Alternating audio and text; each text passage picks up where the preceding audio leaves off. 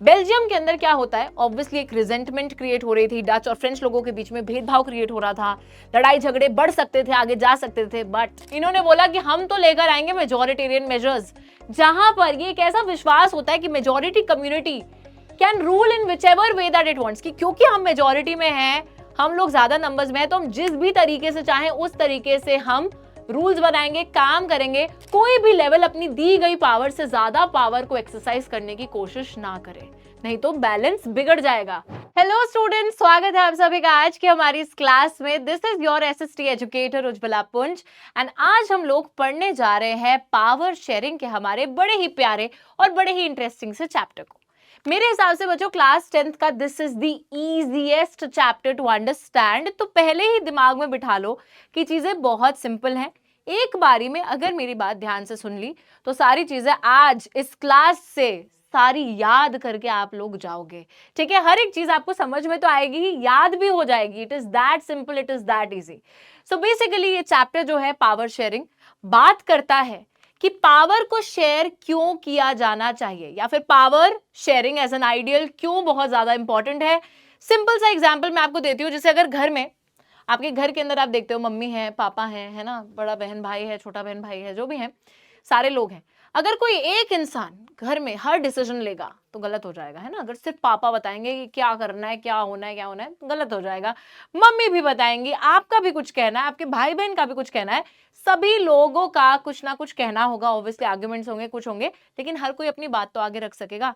तो पावर एक इंसान के हाथ में नहीं है ना। उसी सेम तरीके से अगर मैं स्कूल की बात करूं तो जैसे प्रिंसिपल है, सारी पावर प्रिंसिपल के पास भी नहीं होती है। आपकी टीचर्स के पास भी कुछ पावर्स होती है। उसी के बाद स्टूडेंट काउंसिल में बच्चों को मॉनिटर वगैरह क्लास का बनाया जाता है, डिसिप्लिन इंचार्ज और ये सब बहुत सारे अलग अलग तरीके से पावर को स्कूल के अंदर भी शेयर करा जाता है। तो हर जगह पावर को क्यों शेयर करा जा रहा है?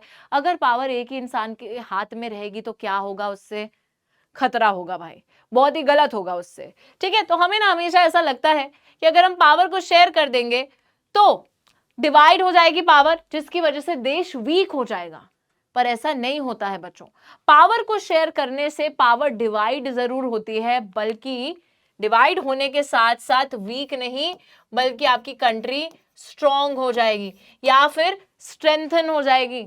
ऐसे नहीं, ऐसे आप पूरा जो है और ज्यादा मजबूत हो जाएगा आपका देश। ठीक है, वेट लिफ्टिंग नहीं करने लग जाओगे आप, लेकिन मजबूती का मतलब है कि लोगों के बीच में प्यार बढ़ेगा, लोगों के बीच में हम बोल सकते हैं कि झगड़े वगैरह नहीं होंगे पावर के शेयर होने से। तो उस तरीके से वो स्ट्रेंथनिंग होगी कंट्री की। अब बात करते हैं कि हम इस चैप्टर में पढ़ने क्या क्या जा रहे हैं। So let us look at the topics that we are gonna study today. सबसे पहले हम लोग पावर शेयरिंग की इंपॉर्टेंस को पढ़ेंगे दो कंट्रीज के थ्रू। एक होगी कंट्री बेल्जियम और एक होगी कंट्री श्रीलंका। उसके बाद हम देखेंगे दोनों ही इन कंट्रीज ने पावर शेयरिंग का जब सवाल उठा तो इन्होंने क्या करा, क्या इन्होंने पावर को शेयर करा या पावर को शेयर नहीं करा। So that also we'll see. Majoritarianism in Sri Lanka पढ़ेंगे और अकोमोडेशन इन बेल्जियम पढ़ेंगे। उसके बाद हम ये भी देखेंगे कि why power sharing is desirable, power share करना जरूरी क्यों होता है, उसके पीछे रीजंस को देखेंगे। एंड लास्टली देखेंगे कि कौन कौन से अलग अलग तरीके से पावर को शेयर किया जाना चाहिए, यानी कि forms of power sharing. Alright, so with a big smile on our face, अभी नहीं है, अभी आ गई।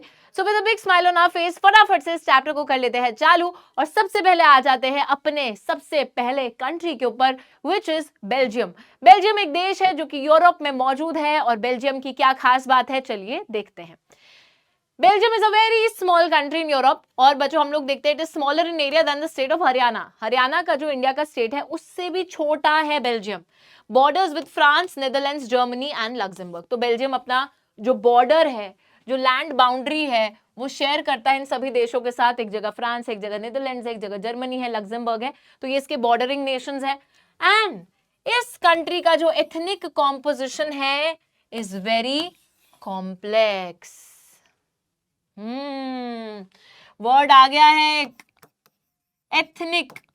एथनिक शब्द का मतलब क्या होता है बच्चों? एथनिक वर्ड होता है एक social division that is based on shared culture. मतलब कि सिंपल शब्दों में समझेगा, सपोज हमारा देश है इंडिया।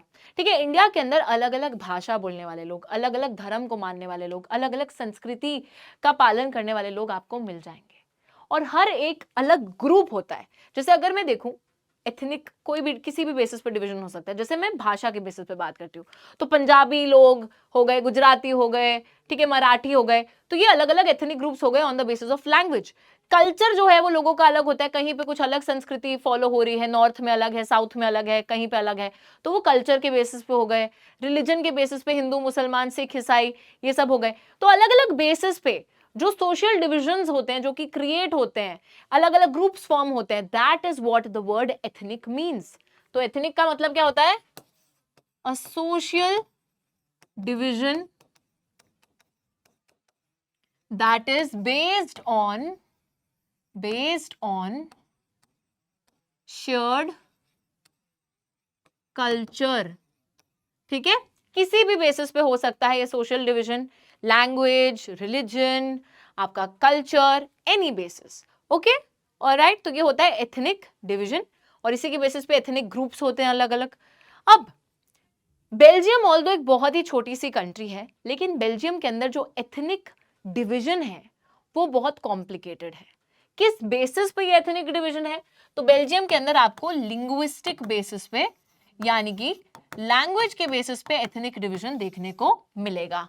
ठीक है, तो अगर हम बात करें यहाँ पे बच्चों, तो बेल्जियम की मैं आपको कहानी पूरी समझा देती हूँ, आपको सब समझ में आ जाएगा। बेल्जियम के अंदर दिक्कत क्या है, चलिए समझते हैं, उसके बाद में आपकी किताबी भाषा पे जाऊंगी, पहले मैं आपको सब समझा ही देती हूँ।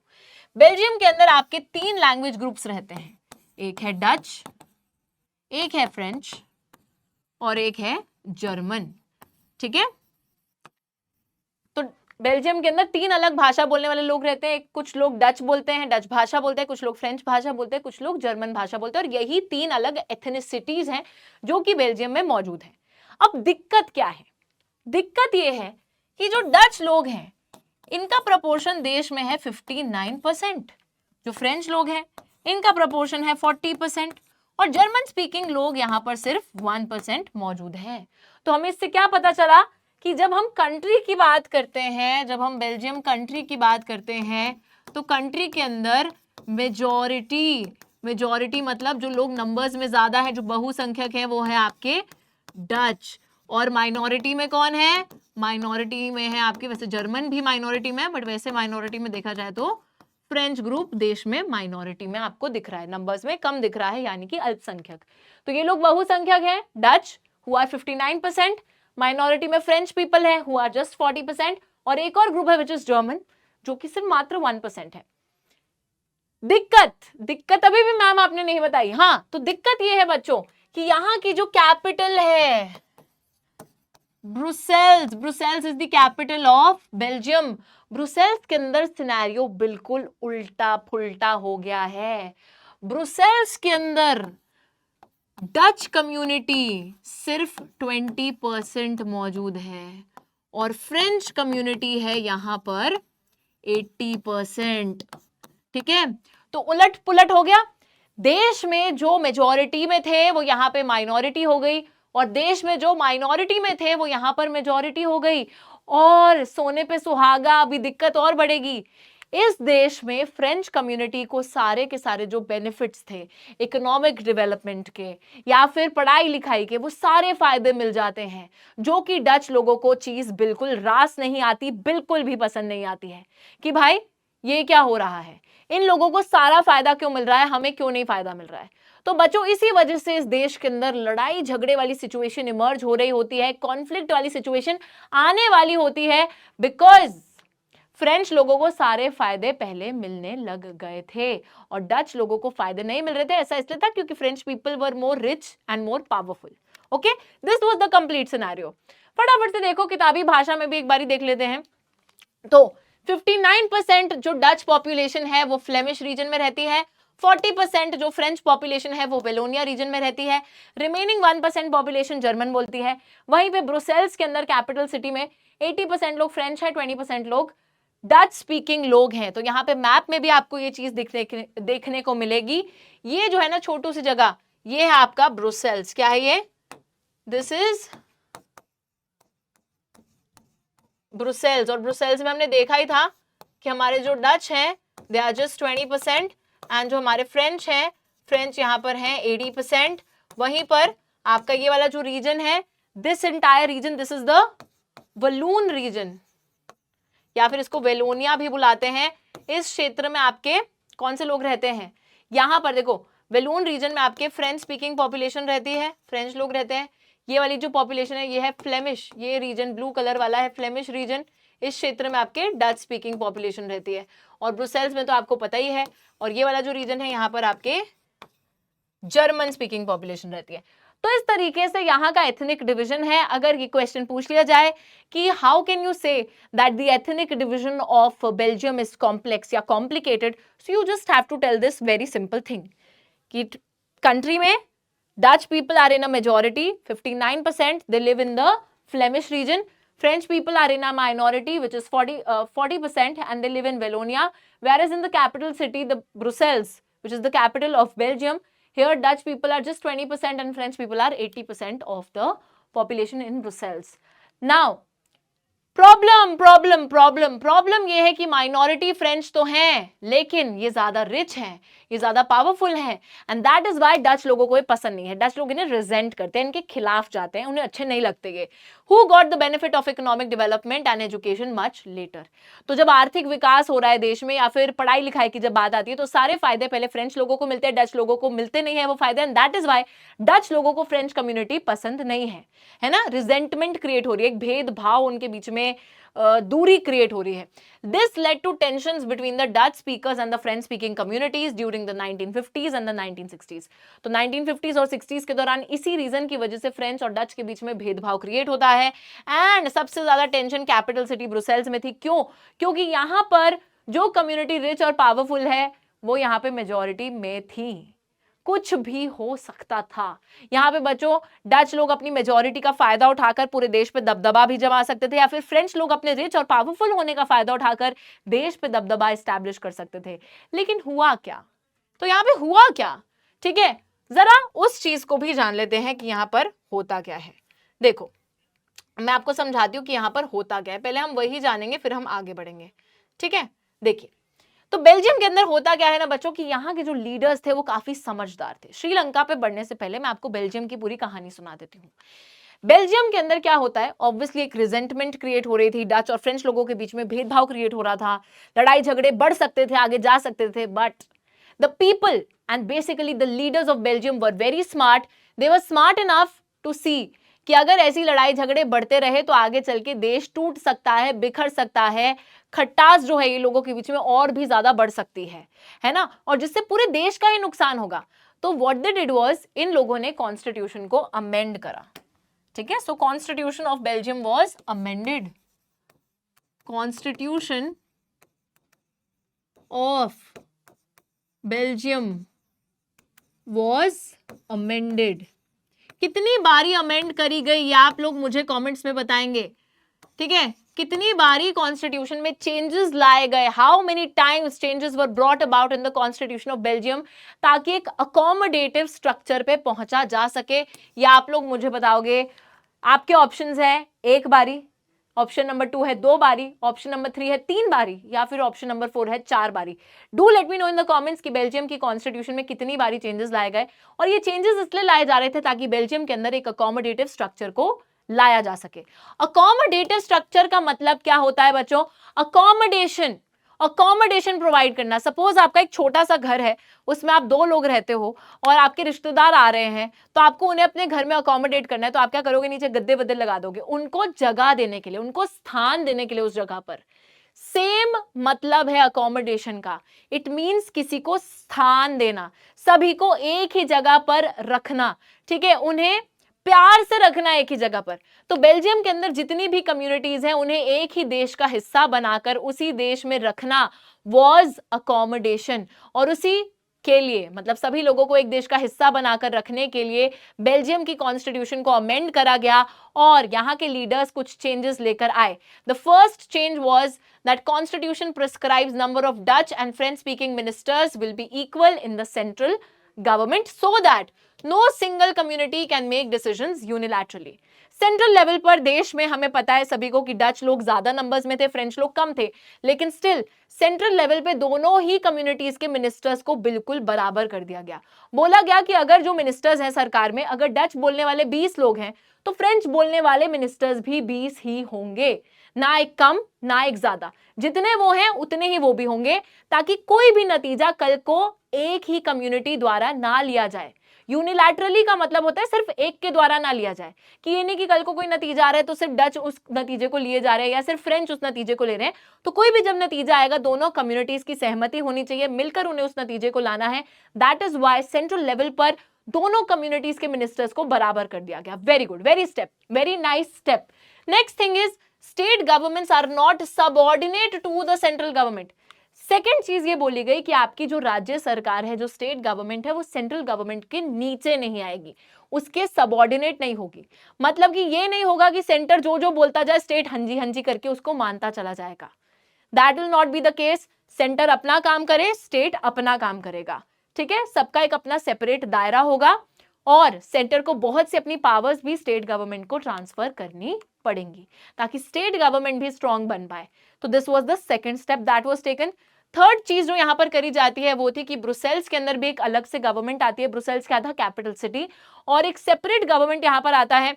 और बच्चों यहां पे दोनों ही कम्युनिटीज को बराबर रिप्रेजेंटेशन भी मिलता है।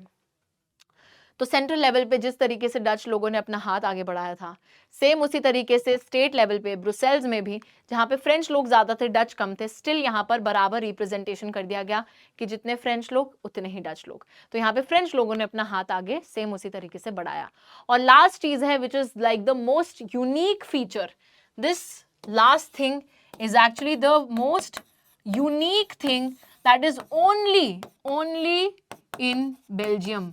ये चीज सिर्फ बेल्जियम में पाई जाती है। चॉकलेट्स की बात नहीं हो रही, बेल्जियम चॉकलेट्स बहुत फेमस होती हैं, लेकिन बच्चों यहां पर बात की जा रही है कम्युनिटी गवर्नमेंट की। किस चीज की? कम्युनिटी गवर्नमेंट की। कम्युनिटी गवर्नमेंट क्या है? बहुत ही यूनिक फीचर है which is only present in Belgium. That actually means कि हर एक कम्युनिटी की अपनी एक सेपरेट कम्युनिटी गवर्नमेंट होगी। मतलब कि डच लोगों की अलग, फ्रेंच लोगों की अलग, और यहां तक कि जो 1% जर्मन लोग हैं उनकी भी अपनी अपनी अपनी अपनी अलग अलग कम्युनिटी गवर्नमेंट होगी। फ्रेंच की अपनी अलग, डच की अलग, जर्मन की अलग। अब ये कम्युनिटी गवर्नमेंट क्यों बनाई गई, क्या काम करेगी? तो जो भी एजुकेशनल, कल्चरल या फिर लिंग्विस्टिक इश्यूज होंगे उस पे डिसीजंस लेने के लिए इस कम्युनिटी गवर्नमेंट को बनाया गया कि यार हर अलग कम्युनिटी के अपने एजुकेशनल, कल्चर, अपने संस्कृति को लेके, अपनी भाषा को लेके जो जो मुद्दे हैं वो ये कम्युनिटी गवर्नमेंट जो है अपने आप निपटा लेगी, किसी और की यहाँ जरूरत नहीं पड़नी चाहिए, इसलिए इस कम्युनिटी गवर्नमेंट को बनाया गया। ठीक है, तो यहाँ वही लिखा है कि सेंटर और स्टेट के अलावा एक तीसरे टाइप की government, community government, is elected by the people belonging to one language community only. तो एक भाषा के लोग अपनी बनाएंगे, अलग भाषा के लोग अपनी, और तीसरी भाषा के लोग अपनी बनाएंगे, सबकी अपनी सेपरेट। और एजुकेशनल, कल्चरल, लिंग्विस्टिक इश्यूज पे ये लोग, जो कम्युनिटी गवर्नमेंट होगी, वो डिसीजन ले पाएगी।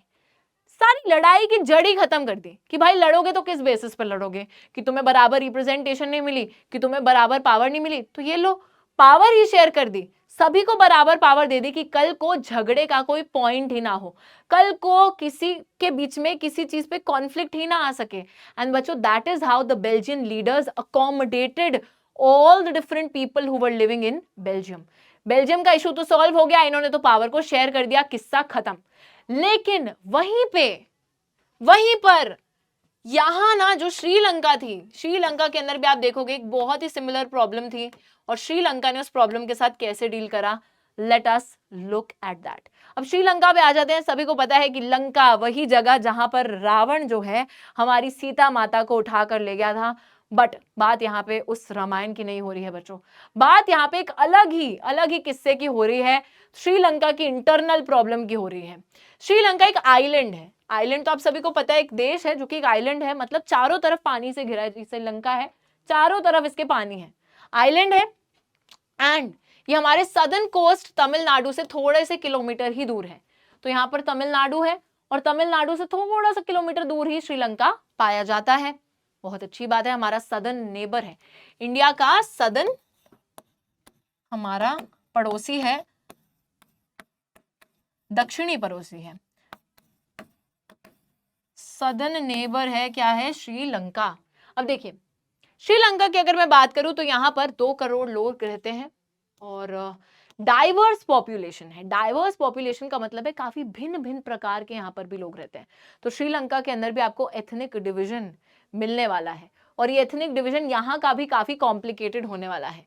तो ध्यान से देखिएगा इस एथनिक डिवीजन को, थोड़ा सा टाइम लगेगा, मैं आपको रिपीट करके भी बता दूंगी, बट ध्यान से सुनना बच्चों।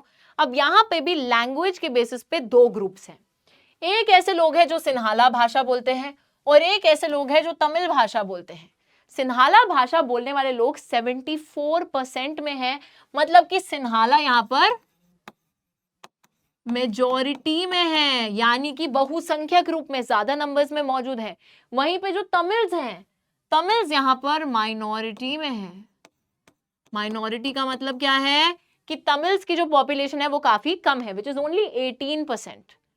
लैंग्वेज के बेसिस पे तो डिफरेंस है ही, लैंग्वेज के साथ साथ रिलीजन के बेसिस पे भी आपको डिफरेंस दिखेगा।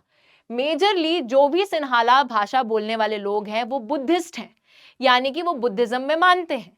लेकिन जो तमिल्स हैं 18% वाले, इसमें से कुछ तमिल्स हिंदूज हैं और कुछ तमिल्स मुसलमान हैं, कुछ हिंदूज हैं कुछ मुस्लिम हैं।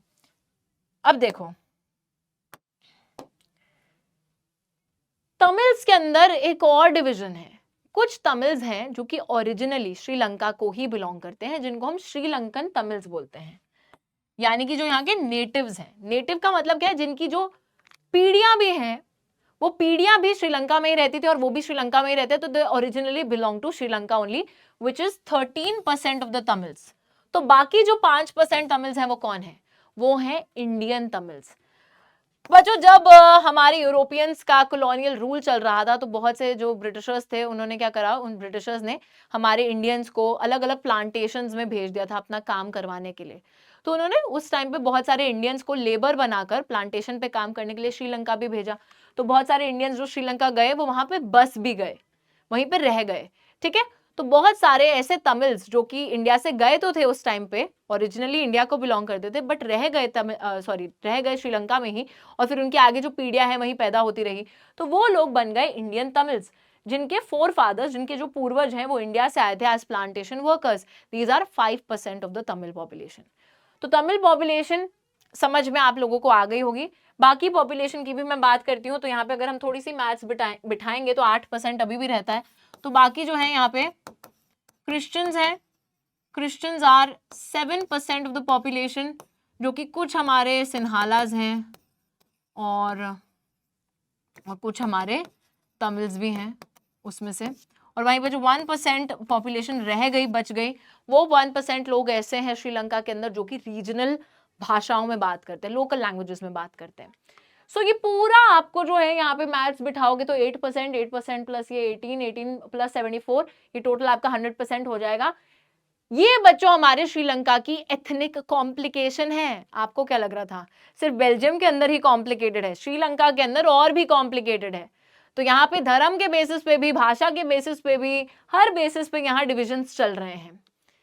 Sinhalas majority, mostly Buddhist, Tamils are in a minority, कुछ हैं तमिल्स हिंदूज, कुछ हैं मुस्लिम्स, वहीं पे कुछ तमिल्स हैं इंडियन तमिल्स, तमिल्स जो इंडिया से आए थे जिनके फोर फादर्स, एंड कुछ तमिल्स हैं जो ओरिजिनली श्रीलंका से बिलोंग करते हैं, who are Sri Lankan Tamils. Along with that 7% population Christian है और 1% पॉपुलेशन जो है ओरिजिनल लैंग्वेजेस में बात करती है।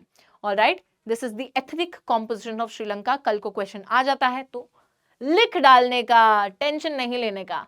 ऑलराइट, चलिए यहां पर बच्चों हमारा श्रीलंका का मैप भी दे रखा है, तो इसमें आपको दिख रहा है कि मेजॉरिटी जो पार्ट है ना, ये येलो पोर्शन, यहां पर सिन्हालाज रहते हैं मेजॉरिटी पार्ट में, और ये जो नॉर्थ और ईस्ट वाला हिस्सा है यहाँ पे श्रीलंकन तमिल्स रहते हैं।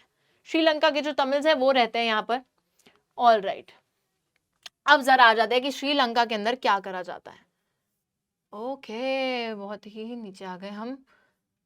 ऑलराइट, देखिए श्रीलंका पे चलते हैं, और यस, ऑलराइट, श्रीलंका में कहानी काफी ट्विस्ट एंड टर्न्स लेती है बच्चों, और इस कहानी को पढ़ने में आने वाला है काफी ज्यादा मजा। तो मेरी बात को ध्यान से सुनेगा। देखिए, श्रीलंका के जो लीडर्स हैं वो बिल्कुल बेल्जियम की तरह नहीं निकलते। बेल्जियम के लीडर्स काफी समझदार थे, उन्होंने लड़ाई झगड़े को सॉल्व करने की कोशिश करी। पर श्रीलंका के लोग, ओहो, ये तो लड़ाई झगड़े को सॉल्व करने नहीं बल्कि उसको और बढ़ाने के लिए आए हैं। यहाँ पे होता क्या है देखते हैं। श्रीलंका भी बच्चों आजादी अपनी हासिल करता है 1948 में, which is like just 1 year after India got independent. हम लोगों को 1947 में आजादी मिली, ये लोग भी यूरोपियन शासन से निकल लेते हैं 1948 में और इंडिपेंडेंट हो जाते हैं। साथ ही में श्रीलंका एक डेमोक्रेसी भी बन जाता है, यानी कि एक लोकतंत्र भी बन जाता है। चलो भाई, बहुत ही बढ़िया हो गया। लोकतंत्र के अंदर तो आपको पता ही है, जैसे भारत भी एक लोकतंत्र है, तो यहाँ पर मैक्सिमम लोग जिसको वोट देंगे वही लीडर बनेगा ना। सेम वही चीज होती है। अब श्रीलंका के अंदर मैक्सिमम लोग हैं सिन्हालास वोट दे देते हैं अपने सिन्हाला लीडर्स को, और सिन्हाला लीडर्स बना देते हैं अपनी Sinhala government.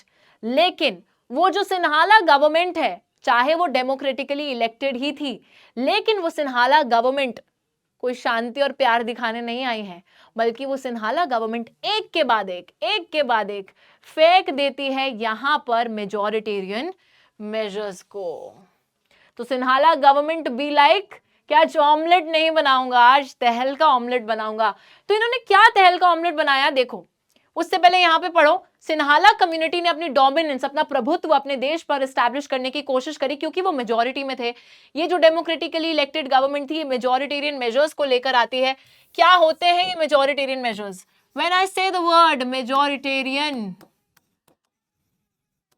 What does it mean? Majoritarian शब्द का मतलब क्या होता है? Majoritarian word actually means a belief, ये एक विश्वास होता है, बिलीफ दैट द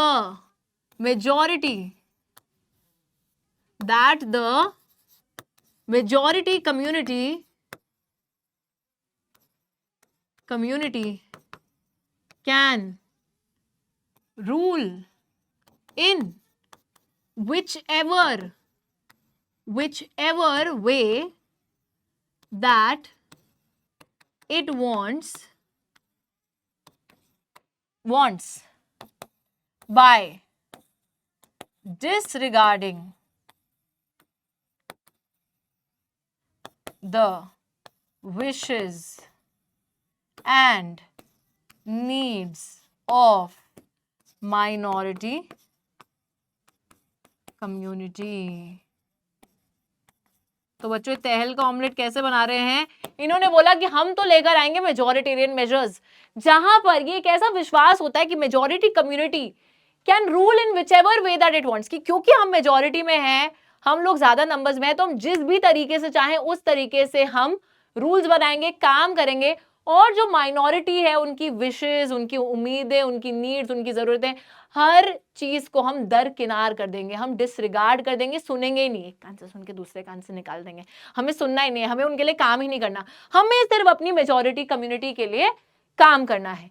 तो ये लोग मेजॉरिटेरियन मेजर्स लेकर आएंगे, यानी कि ऐसे मेजर्स जो कि सिर्फ मेजॉरिटी के लिए बेनिफिशियल हैं, माइनॉरिटी की ये एक भी नहीं सुन रहे हैं।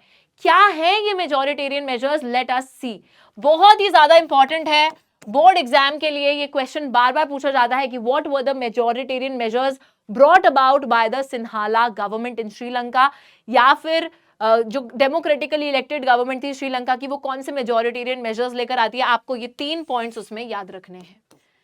सबसे पहला मेजर आता है बच्चों 1956 में, यानी कि इनकी आजादी के 48 में आजादी हुई, 56 कुछ ही साल के बाद में ये मेजर आता है, जहां पर एक एक्ट को पास करा जाता है to recognize Sinhala as the only official language of Sri Lanka, thus disregarding Tamil। पहली चीज में यहां पर इन्होंने तहलका मचा दिया कि एक एक्ट पास कर दी, जहां पे बोला कि हमारे देश की ओनली मतलब सिर्फ और सिर्फ सिन्हाला हमारे देश की ऑफिशियल लैंग्वेज है, बाकी किसी भाषा को रिकॉग्निशन ही नहीं दिया, है ना। दूसरी चीज, गवर्नमेंट ने प्रेफरेंशियल पॉलिसीज फॉलो करनी चालू कर दी, प्रेफरेंस देनी, फेवर करना चालू कर दिया सिन्हाला एप्लीकेंट्स को। अगर कोई सरकारी नौकरी है, अगर कोई यूनिवर्सिटी में दाखिला है, तो हर उस चीज के लिए सिन्हाला एप्लीकेंट्स जो है उन्हें प्रेफर करा जाएगा, पहले उनको नौकरी दी जाएगी, पहले उनको एडमिशन दिया जाएगा, बाद में बाकी लोगों को देखा जाएगा। है ना, अपना काम बनता भाड़ में जाए जनता। इनका वही है कि अपनी जनता, अपने सिन्हाला लोगों का ध्यान हम रखेंगे, लेकिन बाकी जनता भाड़ में जाए, हमें नहीं उनसे परवाह है। साथ ही में new constitution stipulated that the state shall protect and foster Buddhism. नया जो संविधान आया था उसने ये बोला कि बुद्धिज्म जो धर्म है उसको हम प्रोटेक्ट भी करेंगे, उसको हम फॉस्टर भी करेंगे, मतलब कि उसी को ही हम प्रमोट करेंगे, क्योंकि मैक्सिमम सिन्हाला लोगों का धर्म ही बुद्धिज्म था ना, और क्या था। तो Buddhism was the religion of maximum majority of the people, that is why ये बोल रहे हैं हम सिर्फ बुद्धिज्म को ही प्रोटेक्ट करेंगे, फॉस्टर करेंगे। कौन सा ऐसा संविधान होता है जो किसी एक धर्म को ही वो करता है। तो ये लोग सेक्युलर तो बिल्कुल भी नहीं थे, they were promoting their language, they were promoting their religion, they were promoting their people also, किसी और पे ध्यान ही नहीं दे रहे हैं। तो ये सारे मेजर्स एक के बाद एक, एक के बाद एक, एक के बाद एक जब आते हैं तो हमारे तमिल्स को कैसा लग रहा होगा, कैसा लग रहा होगा बच्चों, कि मेरी कोई फीलिंग्स नहीं है, हाँ तो मैं क्या, मैं मर जाऊं, मेरी कोई फीलिंग्स नहीं है। वैसा ही यहाँ पे तमिल्स को लग रहा था। तो यहाँ पे Tamils felt alienated, alienated feeling उनके अंदर आने लगी थी, feeling of alienation. Feeling of alienation का मतलब होता है आपको ऐसा फील होना कि you don't belong to this country, या यू डोंट बिलोंग हियर, मैं इसका हिस्सा ही नहीं हूं। क्योंकि कोई भी जो पॉलिसी डिसीजंस आ रहे हैं या लीडर्स जो फैसले ले रहे हैं वो तमिल्स के टुवर्ड्स सेंसिटिव ही नहीं थे। सो हम लोग देखते तमिल्स फेल्ट कि कोई भी मेजर पॉलिटिकल पार्टीज जो कि सिन्हाला लीडर्स लीड कर रहे हैं, they were not sensitive towards their language and culture, कि उनकी भाषा की टुवर्ड्स, तमिल भाषा की टुवर्ड्स या तमिल कल्चर की टुवर्ड्स कोई भी सेंसिटिव है ही नहीं, कोई उनके बारे में बात ही नहीं कर रहा है। दैट इज वाई उनको अपने ही देश में एलियन जैसा फील हो रहा है कि हम यहाँ क्यों ही आ गए हैं, हम तो है ही नहीं जैसे इस देश का हिस्सा। कॉन्स्टिट्यूशन जो संविधान था, जो सरकार की पॉलिसियां थी, they denied them equal political rights, discriminated against them in getting jobs and other opportunities and ignored their interests. तो यहाँ पे होता क्या है, जो भी ये गवर्नमेंट थी या संविधान था, ना तो वो उन्हें बराबर के राजनीतिक अधिकार दे रहा था, अधिकार भी ज्यादा सिन्हालास को मिल रहे हैं, इनको मिल नहीं रहे, इक्वालिटी नहीं मिल रही है। साथ ही में डिस्क्रिमिनेशन हो रहा है, भेदभाव हो रहा है, नौकरियां नहीं मिल रही हैं, यूनिवर्सिटी में जॉब्स नहीं मिल रही, मतलब इक्वल अपॉर्चुनिटी नहीं मिल रही है, इक्वालिटी नहीं मिल रही है, उनके इंटरेस्ट को इग्नोर करा जा रहा है। और क्या बदतर हो सकता है। श्रीलंकन तमिल्स ने पार्टीज बनाई, पॉलिटिकल पार्टीज बनाई, दे स्टार्टेड स्ट्रगलिंग, उन्होंने स्ट्रगल करना चालू करा, संघर्ष करना चालू करा, ताकि उनकी जो भाषा है तमिल भाषा वो भी ऑफिशियल लैंग्वेज बन सके देश की। उन्होंने अपनी रीजनल ऑटोनॉमी की बात भी करी and equality of opportunity in education and jobs की भी बात करी। तो उन्होंने यहाँ पे बोला कि हम जिस रीजन में रहते हैं, जिस क्षेत्र में रहते हैं, एटलीस्ट वहां पे हमें ऑटोनॉमी दे दो, वहां पे हमें पावर दे दो। साथ ही में वो बोल रहे हैं कि हमें भी अवसर की समानता, इक्वालिटी ऑफ अपॉर्चुनिटी मिलनी चाहिए, कि अगर आप प्रेफर कर रहे हो, क्यों प्रेफर कर रहे हो, आप किसी एक भाषा के लोगों को प्रेफर कर रहे हो, मेरिट के बेसिस पे प्रेफर करो, जो ज्यादा पढ़ रहा है लिख रहा है उसको प्रेफर करो ना, एक लैंग्वेज के बेसिस पे क्यों प्रेफर कर रहे हो। तो वही बोलते हैं कि यहाँ पर हमें इक्वल अपॉर्चुनिटी मिलनी चाहिए, जॉब्स में भी, एजुकेशन हासिल करने में भी, जितनी सिन्हालास को मिल रही है उतनी हमें भी मिलनी चाहिए। बाय 1980s 1980 के दशक तक बहुत सी पॉलिटिकल ऑर्गेनाइजेशंस इन्होंने बना दी थी, जहां पर एक इंडिपेंडेंट तमिल ईलम की बात करी जा रही थी। Very very important. Tamil Eelam क्या था बच्चों, तमिल ईलम मतलब एक सेपरेट स्टेट, वो कह रहे थे हमें एक सेपरेट स्टेट दे दो तमिल्स को, which was the Tamil Eelam.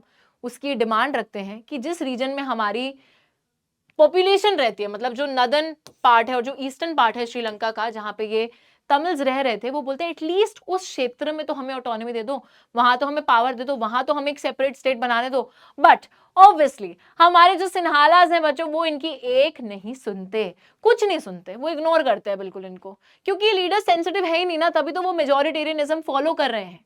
As a result what happened, क्या हुआ होगा, एक दूसरे को मिठाई खिलाई होगी, इन्होंने चाय पे बुलाया होगा अपने घर पे, नहीं।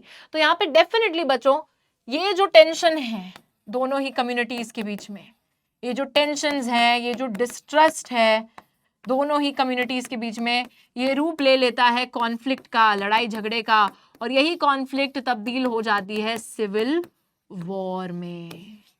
कैप्टन अमेरिका वाली सिविल वॉर नहीं, बल्कि इस सिविल वॉर का मतलब है बच्चों, सिविल वॉर होती है एक ऐसी वॉर जो कि आपके देश के अंदर अलग अलग ग्रुप्स के बीच में लड़ी जा रही है on a war like scale.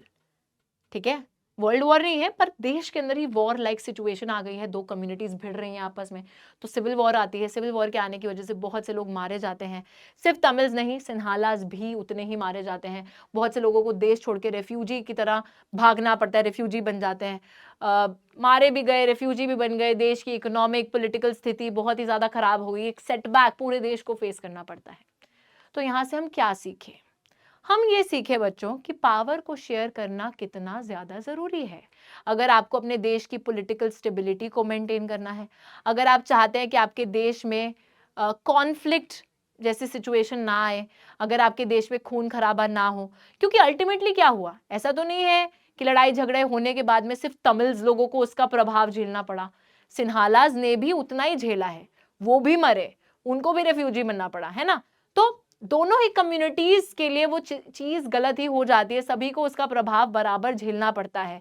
अगर कोई मेजॉरिटी कल को अपने आप को सुपीरियर भी बनने की कोशिश करेगा, अपनी टायरनी भी दिखाने की कोशिश करेगा, still in the long term both will have to face the impact.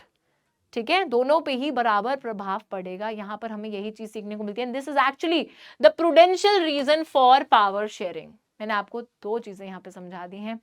ये ना रीजन है कि why power sharing is desirable, और उसमें एक रीजन दिया जाता है कि अगर आप प्रूडेंट हैं, अगर आप एक वाइज इंसान है, समझदार इंसान है, तो आप पावर को क्यों शेयर करोगे। ये हमें श्रीलंका से सीखने को मिलता है।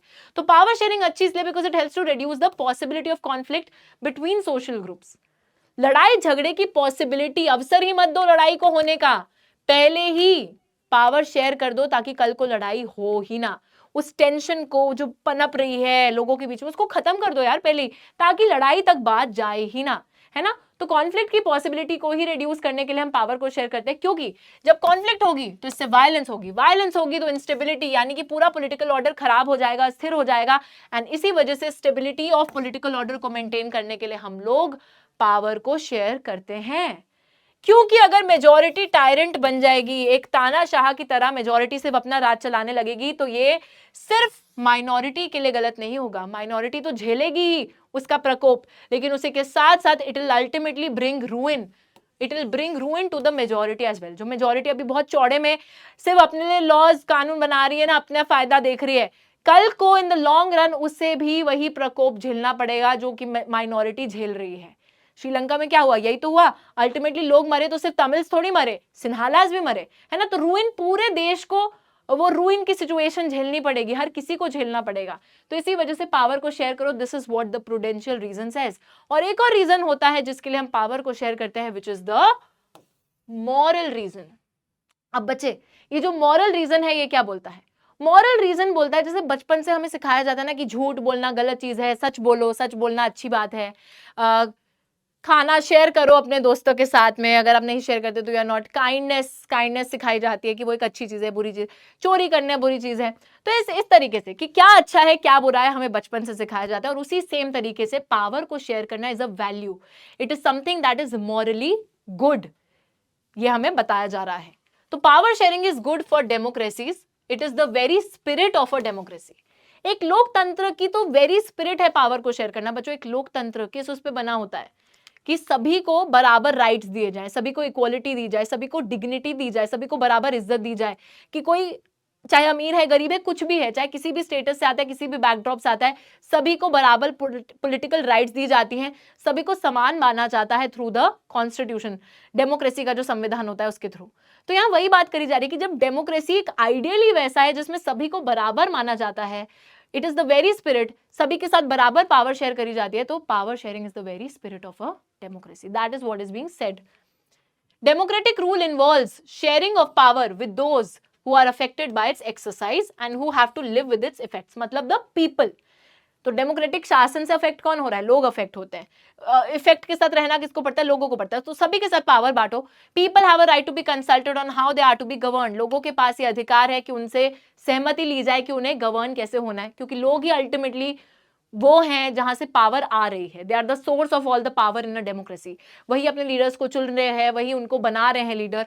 तो यही वाली बात आ रही है कि एक लेजिटिमेट गवर्नमेंट, एक लीगैलिटी वाली सरकार वही होती है जहां पे citizens through participation acquire a stake in the system. कि एक लेजिटिमेट गवर्नमेंट वही है, एक लीगल तरीके से सरकार वही बनी हुई है जहां पे लोग अपने पार्टिसिपेशन, अपने हिस्से के थ्रू एक सिस्टम में, मतलब पूरे देश के सिस्टम में भी एक हिस्सा हासिल कर रहे हैं और सभी के पास बराबर पावर होनी चाहिए। तो this is the moral reason for power sharing.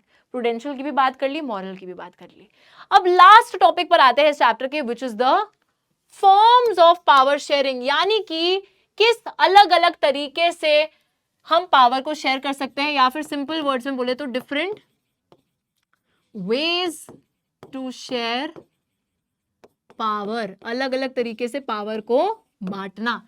सबसे पहला वे पावर जिसमें शेयर करी जाती है that is among different organs of the government, जिसको बच्चों हम लोग हॉरिजॉन्टल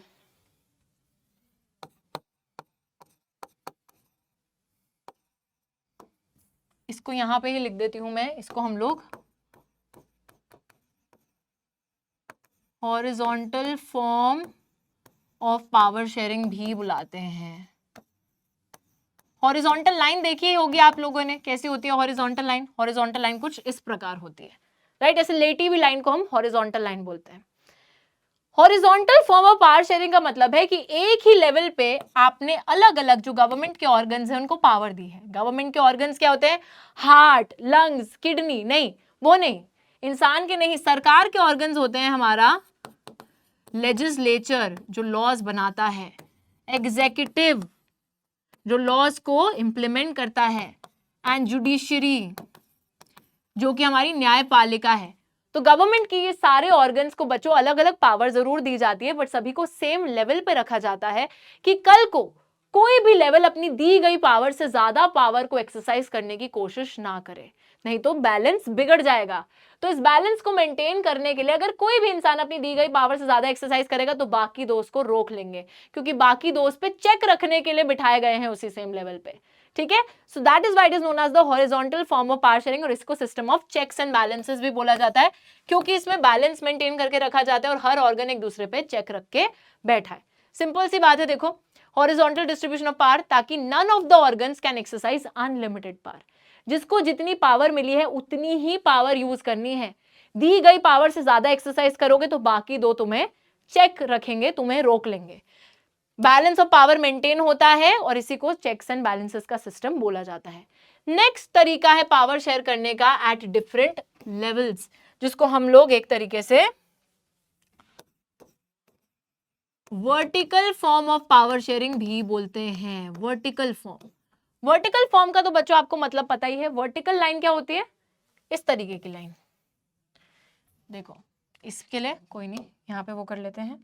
वर्टिकल लाइन पता है आप लोगों को? अब ऐसी वाली लाइन आ गई। अब ऐसी वाली लाइन का मतलब है कि सेम लेवल पे तो नहीं है सब, लेवल सबके निकलेंगे, लेवल अलग अलग है। यहां पर एक ऊपर बैठा है सेंटर, पूरे देश को संभाल रहा है, फिर स्टेट गवर्नमेंट है जो स्टेट लेवल पे है, फिर नीचे लोकल गवर्नमेंट भी आ गई, म्यूनिसिपैलिटी, म्यूनिसिपल कॉर्पोरेशन और हमारा पंचायत, तो ये सारे लोकल लेवल पे आ गए।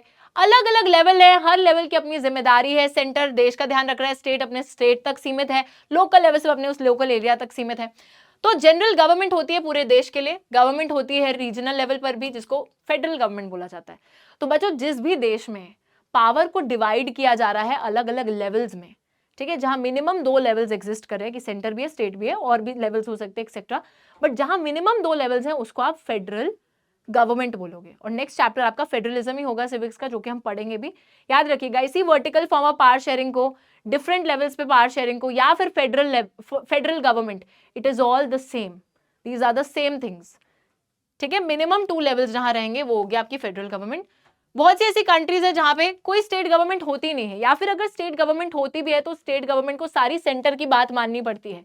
ऐसी गवर्नमेंट होती है यूनिटरी गवर्नमेंट, जहां एक ही लेवल एग्जिस्ट करता है, या फिर अगर कोई और लेवल होगा भी तो उसको दूसरों से, मतलब अगर कोई और लेवल होगा भी तो उसको स्टेट जो सेंट्रल है उससे सहमति लेनी पड़ेगी।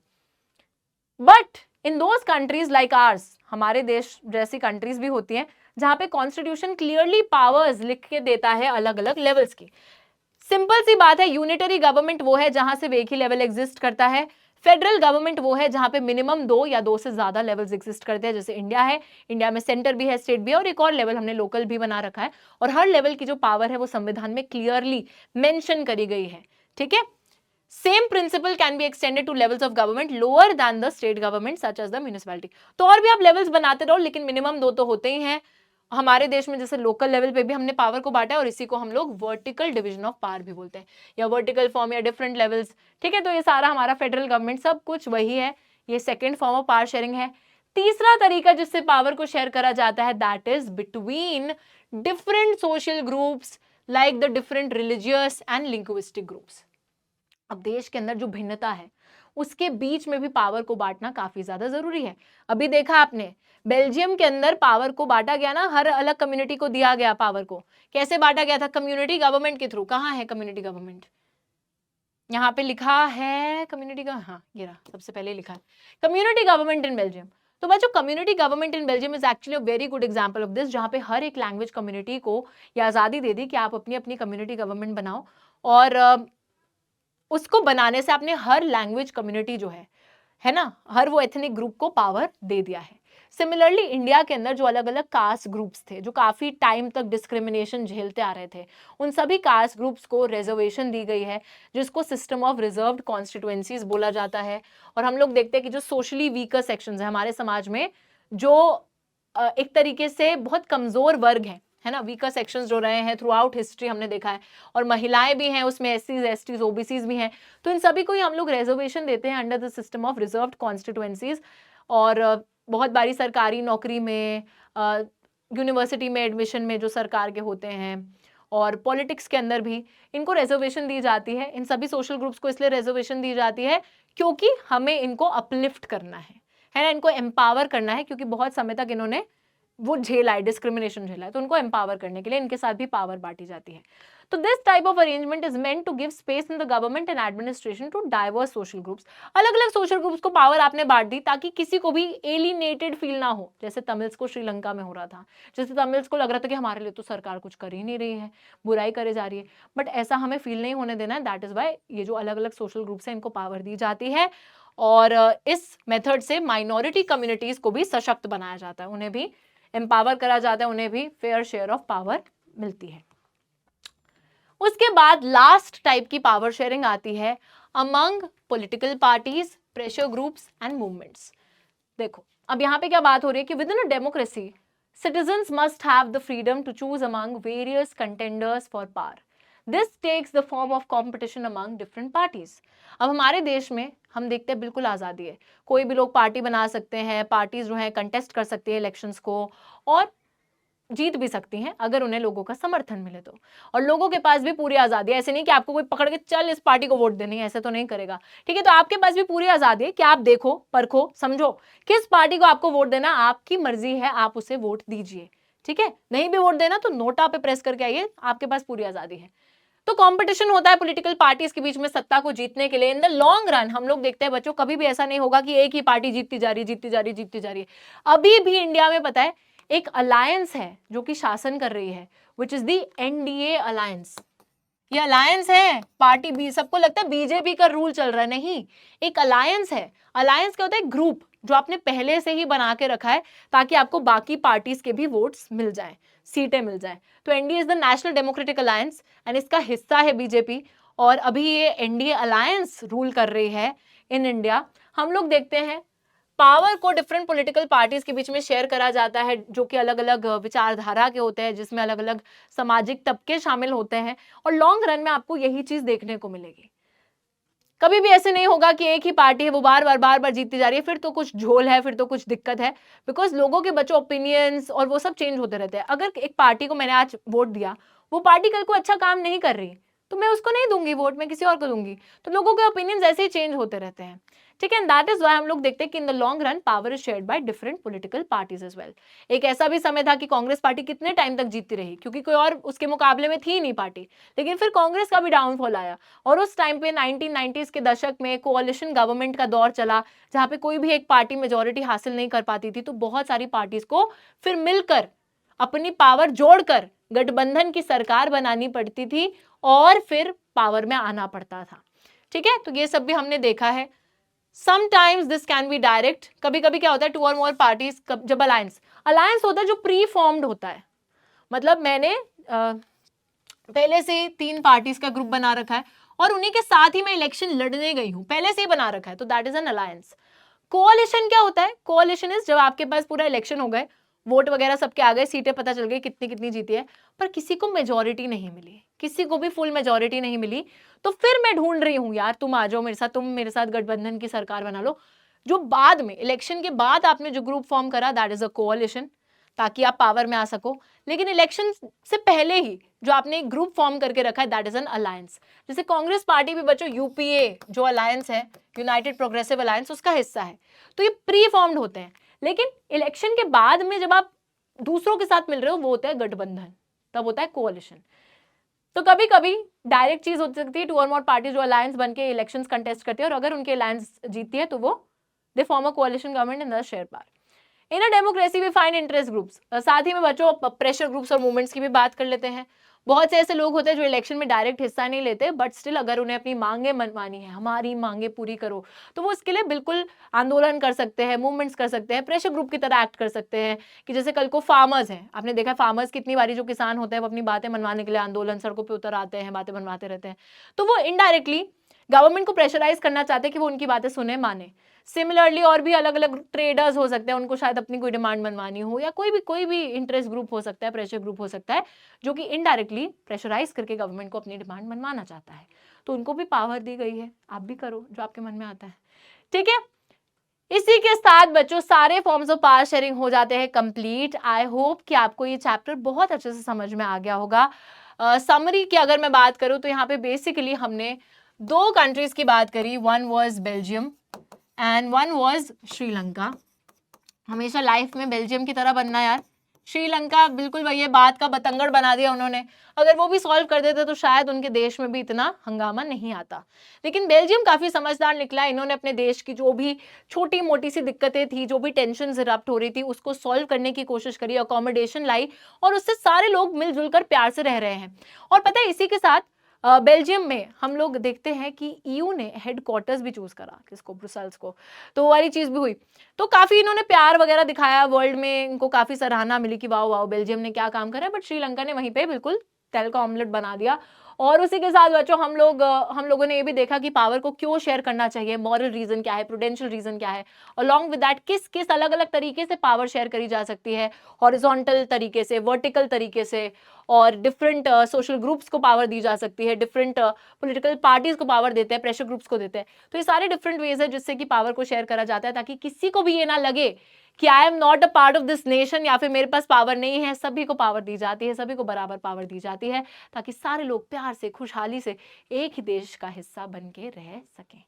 ऑलराइट, और यहाँ पर अगर मैं होमवर्क की बात करूं बच्चों, तो यहाँ पे देखिए सिंपल सी बात है, मैं एक क्वेश्चन जो इस चैप्टर से काफी ज्यादा इंपॉर्टेंट मानती हूँ, विच is the majoritarian measures.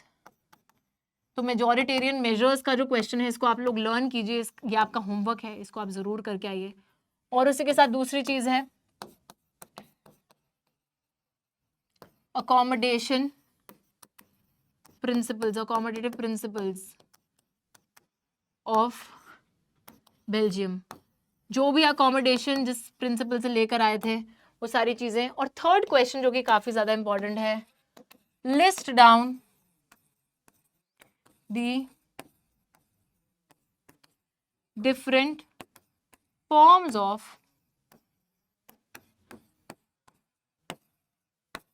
Power sharing. तो ये होगा आपके 3 क्वेश्चंस, ये आपका होमवर्क है। इन तीनों ही क्वेश्चंस को बहुत अच्छे से कीजिए। 3 most of the important questions है फ्रॉम दिस चैप्टर, ये 3 अच्छे से कर लिए, निकल जाएगा एग्जाम। चलो, तो इसी के साथ बच्चों आज की हमारी क्लास होती है खत्म। आई होप कि आप सभी को आज की क्लास बहुत अच्छी लगी होगी। मैं अगली क्लास में आपसे मिलूंगी अगले चैप्टर के साथ में, तब तक के लिए take care and bye bye.